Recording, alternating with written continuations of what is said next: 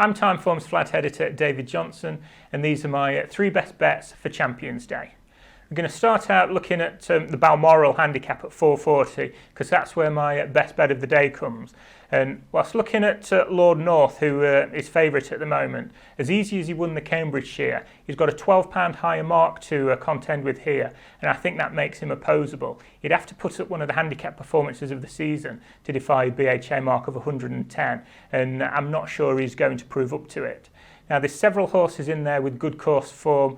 You've got horses that ran well at Royal Ascot under similar conditions, the likes of Cloncoulis. She was second in the Hunt Cup. And we've got the Britannia winner Biometric in there. But there's one horse that looks a real standout to me, and it's Amedeo Modigliani of Aidan O'Brien's. Now, he was really impressive when he won his maiden as a 2-year-old on heavy grounds back at the Galway Festival. He had injuries since, and he was actually off for 20 months prior to his reappearance, but each run that he's had this year has been more encouraging than the last.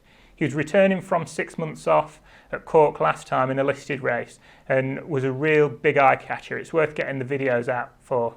He met lots of trouble, finished full of running, and just no way was that his true running.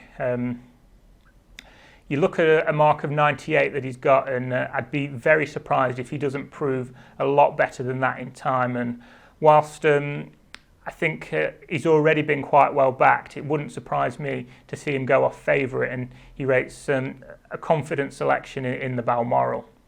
My second best bet comes in the fillies and mares race earlier in the afternoon, and the one that I'm siding with there is Fleeting of Aidan O'Brien's. Now, admittedly, she's at 0 from 3 against Starcatcher in the head-to-heads, but certainly on 2 of those occasions, in both the Ribblesdale and the Irish Oaks, she shaped well and was unlucky, I think. She conceded first run on both of those occasions. She comes here in career best form. She was fast finishing second in the Prix de l'Opera at Longchamp on Arc weekend. That was 1.25 miles. The return to 1.5 miles very much, I think, is going to be in her favour, and fully admit that Starcatcher is a tough nut to crack, but I just wouldn't have the disparity in their prices that there currently is, so I think she's interesting at around 7-1. My last bet comes earlier in the afternoon even than that, and that is in the staying race Race 2, which I think is the first race on the round track that we'll get to see exactly how testing the conditions are on that surface. And to be honest, I'd be more confident on Mekong if they were still running it on the regular track, because he is a real mudlark and has lots of good form on heavy ground. That's not to be, but I still think he's interesting at around 25-1.